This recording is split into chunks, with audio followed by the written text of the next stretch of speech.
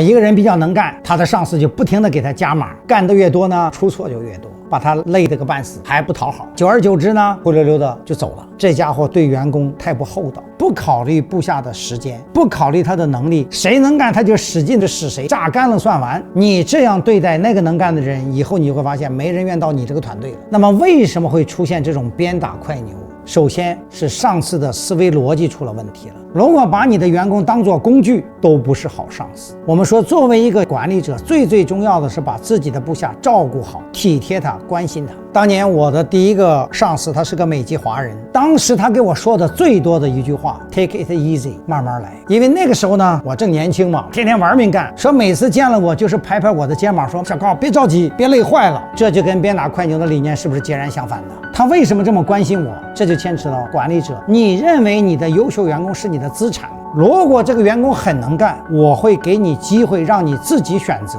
愿不愿意接受挑战。我知道这事儿很难，需要花费很大的精力，付出额外的代价，多干一倍的活，多长一倍的本事，你愿意不愿意？所以说要给员工选择权，这跟鞭打快牛是两码事儿。